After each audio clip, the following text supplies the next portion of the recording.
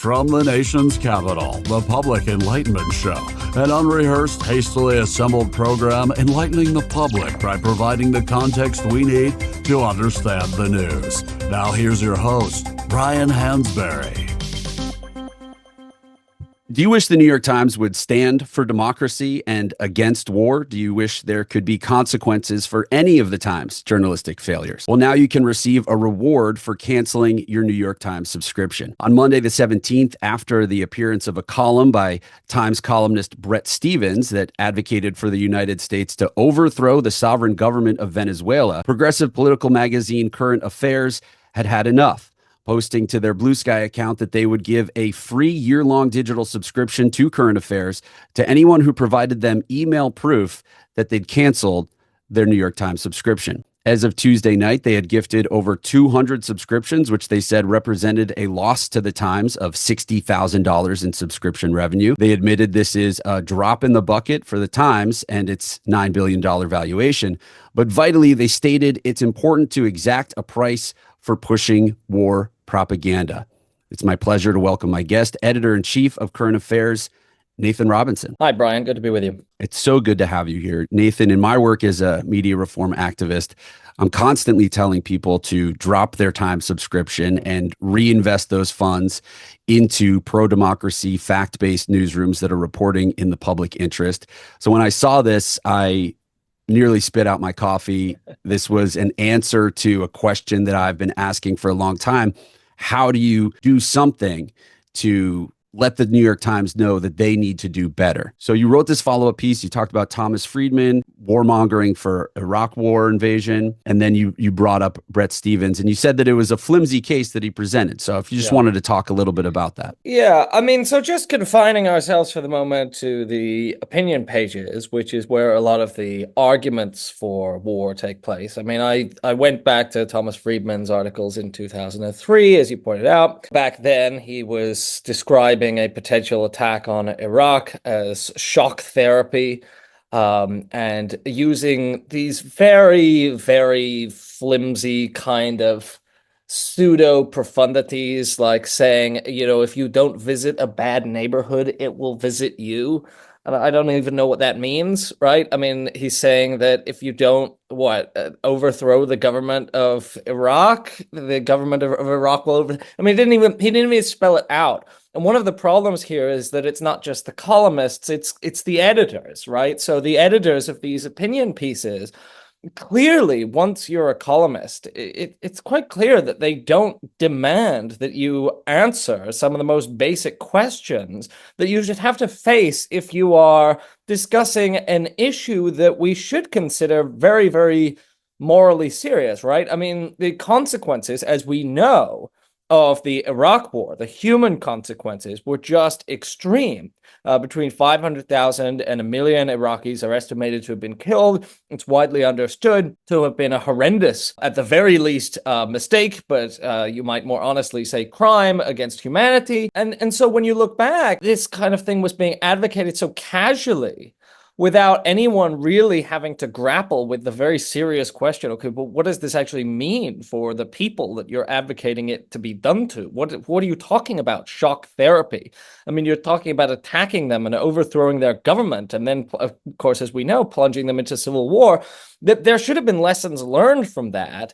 And certainly when future columnists advocate similar wars of regime change, I mean, at the very least, you should have them answer some of the basic questions. And one of the basic questions that I point to that was not answered in Bret Stephens' piece is, what about the fact that this would be illegal? So what about the fact that the United Nations Charter prohibits the use of force by one country against another, unless that country has directly attacked it? I mean, the UN Charter, international law, they don't even enter into Bret Stephens' analysis.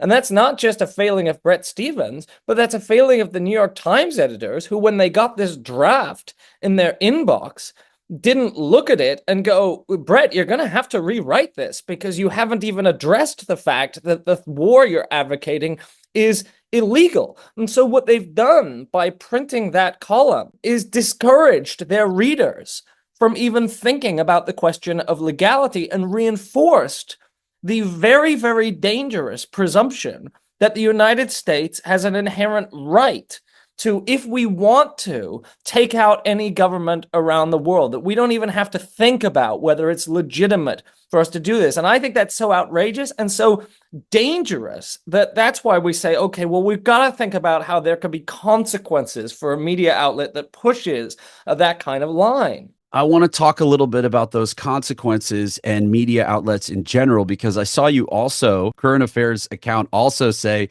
we also think that the Atlantic deserves this comeuppance. So what was that about? Well, the Atlantic is another publication it's extremely wealthy. Right. I mean, the number of subscriptions. This is the other thing, is that if you like some of the reporting in these publications, don't worry, they're going to be fine, because the Atlantic and the New York Times have been doing great in recent years. But that's another publication that I ran a whole 10,000 word deep dive into the way that the Atlantic reports, especially on, again, issues of war, issues of foreign policy, where they often publish just sort of casual advocacy of regime change, casual defenses of war crimes, again, that bury evidence, that exclude inconvenient pieces of reality, and that talk about these very, very serious issues in a way that is so glib and so superficial that it makes it so much easier for readers to then think about issues of war and peace as if it's just, well, should we go take out the bad guys? Oh, yes, we should go take out the bad guys. I mean, that's basically like the level of thinking that we're at with these kinds of pieces. And because I think this really matters, that, I mean, you and I both do what we do because we think media makes a difference, that it matters, that it's not, trivial. There are consequences. You got to think, okay, well, is there some way that we can react to this to try and kind of discipline them, or try and at least teach them that, like, there is a level of reader unwillingness to put up with being propagandized in this way? Is this something that you've been thinking about for a while and sort of waiting for a piece that was so offensive to critical thought that you found this and decided this was the time? Or was it just like pissed off reaction? Quite the opposite, Brian. In fact, there have been people before who've said, "Oh, cancel your New York Times subscription," and I've always gone, "Oh, yeah." I have to keep reading the New York Times because I'm a professional New York Times media critic, so I actually, unfortunately, have to keep reading the New York Times no matter what. So I've always kind of waved those away. Oh, we can't make a difference. This article just irritated me so much that we got together in the current affairs office and we were like, is there something we can do? And our development director, Sonia Eugene, she said, well, wait, why don't we tell people that we'll give them a free current affairs subscription if they show proof of cancellation? So we just tweeted it, and then all of a sudden, people started sending them in, and a dozen sent them in, and then 100 sent them in, and 200, and I think it's over 300. I mean, it's getting up and up and up. And then when we started tallying up, well, a New York Times subscription is actually quite expensive. So how much money annually is that costing the New York Times? Well, you start to realize, okay, well, if it's $300 a year for some of these subscriptions, hundreds of subscriptions is adding up to tens of thousands of dollars. And we could very quickly kind of defund Bret Stephens specifically. We could probably approach his salary and say, well, at the very least, for publishing this column, we've gotten people to withdraw the amount of money that you pay Bret Stephens annually to write this drivel. Have you heard any response from people within the, opinion-making elite and legacy media space? Oh, well, one Atlantic, right? The reason we said the Atlantic is because I forget his name, but he was an Atlantic writer and Yale professor, tweeted, "Oh, this is one of these performative cancellations of New York Times subscriptions. We see these all the time. They never do anything. You want to destroy the paper of record?" And I said, "Well, we would like to destroy the Atlantic, actually, your publication. So we'll extend. That's why we extended the offer to Atlantic subscribers as well." I think that there's this idea that this kind of thing is pointless because it's not going to force the New York Times to act differently. They're so big that you can't really impact them.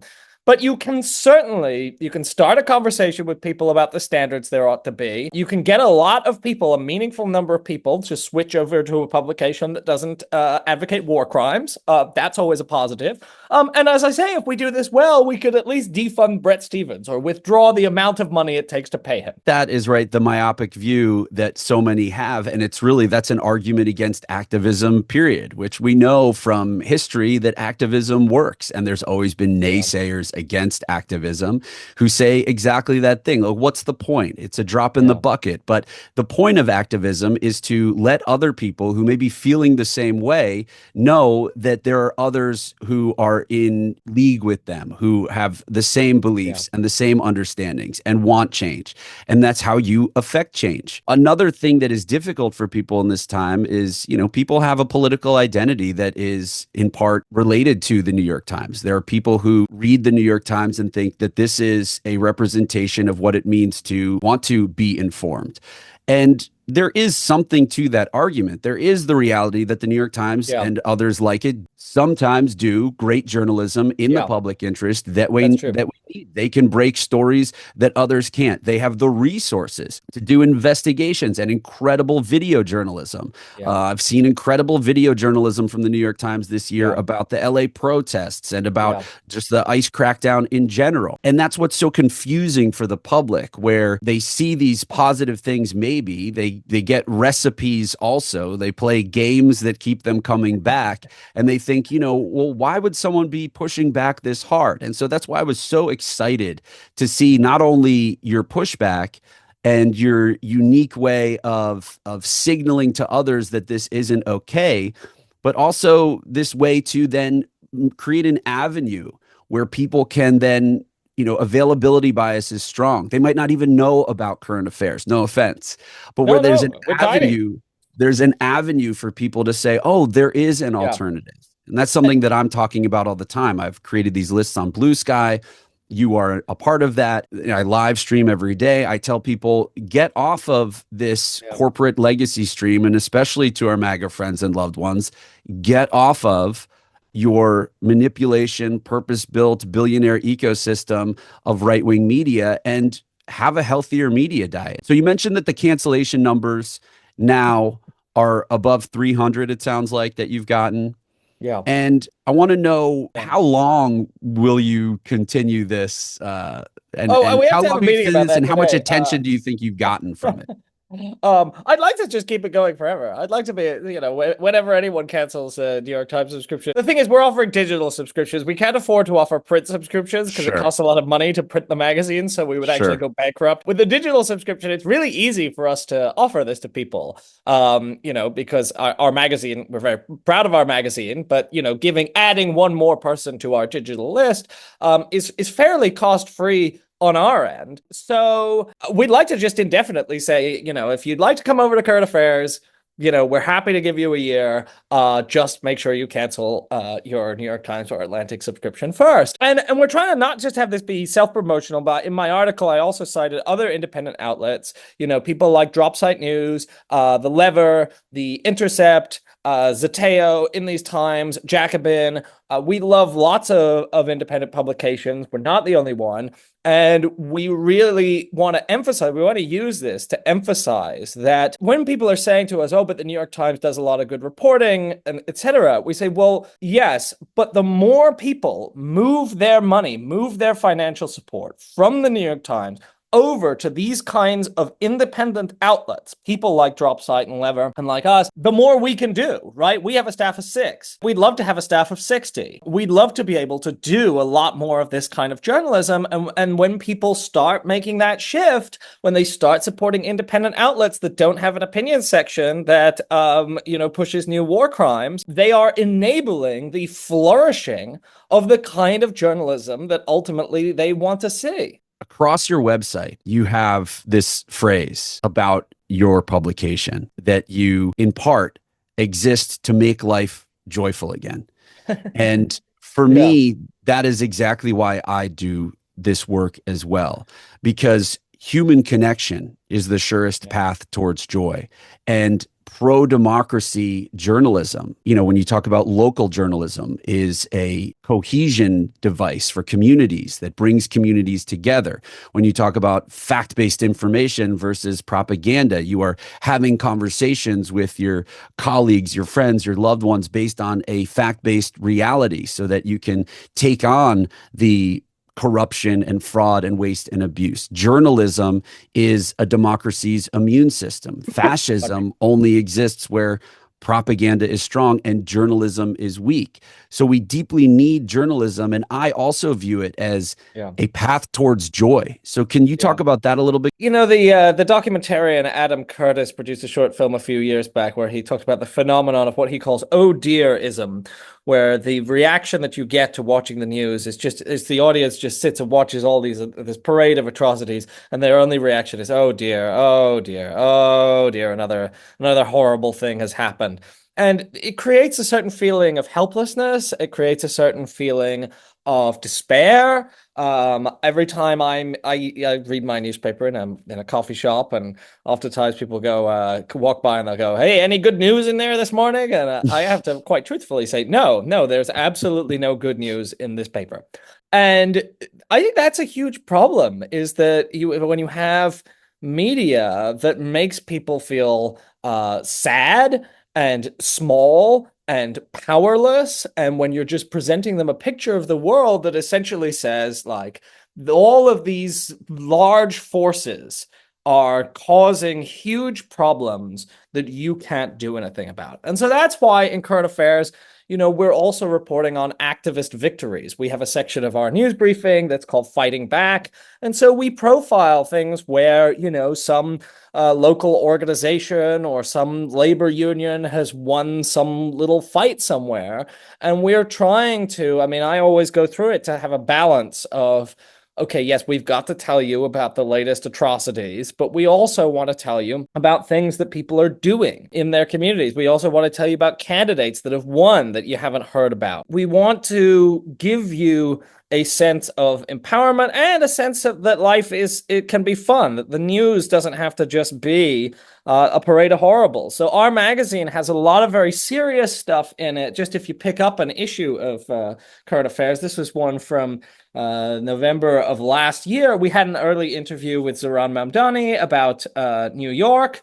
We had an article about online gambling, but then we had like a piece about Afrofuturist literature and how Afrofuturist literature provides very interesting kind of utopian visions. We had a piece about how gay activists in the 1990s successfully waged a campaign against a local government that was hosting a homophobic local government that was going to host an Olympic event. They managed to get the event boycotted. This was a profile of some activism in the 1990s. We had an article about the New Deal and how the New Deal provides a template for things we could do now. And then we have these, what we call amusements, which are just little satirical fake ads and things. They're they're fun stuff. They're jokes. So this is a curriculum for Republican sex ed, and it's the new Florida sex ed curriculum, which is and it's pretty funny. We had this, which was a fake PowerPoint presentation from its leaked internal Kamala Harris campaign strategy documents, and it was supposedly their PowerPoint. It's satire. We have humor writers who do these satirical pieces for us, and the satirical pieces are designed to make points, but they are designed to make points using jokes. And we're all in favor of that. We think that you should combine humor and entertainment, and you should be funny, and your writing should be good, and that you should, on the whole, produce media that people don't feel is, I think the phrase I usually use is like having to eat your vegetables, right? But there's some dessert in there as well, because you want to, part of your job is to give people a sense of reassurance and a sense of hope. I love that so much. I really love that you just highlighted for me the ways in which you're thinking about as a newsroom and making happen this lighter view of the news while also delivering highly factual and well-written quality stuff. So I'm just really deeply appreciative. I just want to close by asking you, I think you've touched on it in many ways during the course of this conversation, but again, my theory of change is that we just lift all information boats by doing the opposite of the right-wing think tanks that have created this end game right now that they are in, that have divided us and flooded the zone with shit, to use the parlance of Steve Bannon. But that was just a new idiom for the strategy that's been happening all along. And so I think we humans have to come together in America and be an equal and opposite force to the right-wing think tank bullshit machine, and flood the zone with facts and pro-democracy information. So you don't have to have the same theory of change as me, but like, if you could summarize yours, I would love to hear it. I mean, I think media is just such an important prerequisite of activism, because I did a dissertation on democratic socialist activists. And so I interviewed hundreds of them, and I was very interested in the question, how did you become a socialist? Because you're not born into being an activist. Well, you gotta find out about the world somehow. And oftentimes someone slipped them a book, or they heard a speech by Bernie Sanders. I mean, there was something that got to them from the outside world. It was not just some internal revelation. It was something reached them. Someone handed them a Noam Chomsky book, or someone, gave them a copy of Jacobin, or someone took them to a meeting, or something like that. But you have to hear things from other people. We don't work these things out on our own.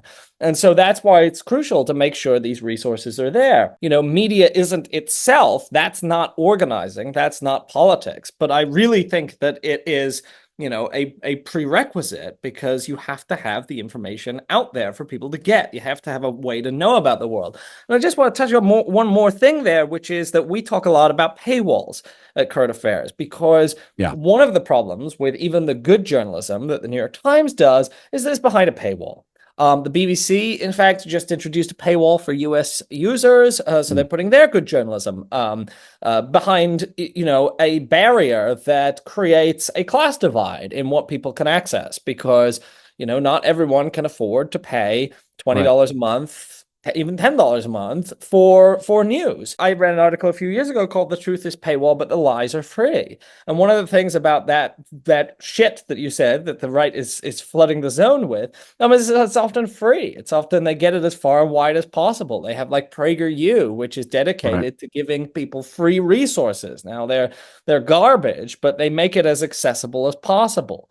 And so one of the things that we're trying to do is not only produce stuff that's better and doesn't advocate war crimes, but also make sure it's able to get out to people. So our site doesn't have any paywalls. That makes it real hard to survive, because paywalls people put these things in because they raise revenue. But it means that anyone can read anything that we put out. Even all of our print magazines, after a year, they go online for free. And I just think that's important, because, so yes, we are giving away something with this digital subscription. We also give away a lot of things, because unlike the New York Times, which is a for-profit company, right, which is ultimately like the measure of success is revenue. Yeah. Whereas our measure of success is, are we getting the information out to people? And I think having media that measures its success on the basis of whether it is informing people rather than on the basis of whether it is making money. And if you measure on the basis of making money, well, then you might as well do recipes and product reviews and Wordle, right? Because it doesn't make a difference what you're doing as long as it's making money. But for us, that is really not the criterion of success. We have to have media outlets that are judging what they're doing on the basis of whether it is contributing to developing an informed populace that can take on their role and responsibility in a democracy. Inject it into my veins. I can tell you agree with that. We've been talking with Nathan J. Robinson. He is the editor-in-chief of Current Affairs magazine. And currently, if you hold a New York Times subscription, you are holding in your hands at the same time a year worth of digital subscription free for Current Affairs when you cancel that New York Times warmongering subscription. And let them know via an email to help@currentaffairs.org. You can take that action today, tomorrow, or perhaps forever. We'll check back in with Nathan and see if he's going to run it forever. But thank you so much, Nathan, for spending time with me today. I really appreciate it. Great to meet you, Brian. Great to talk to you.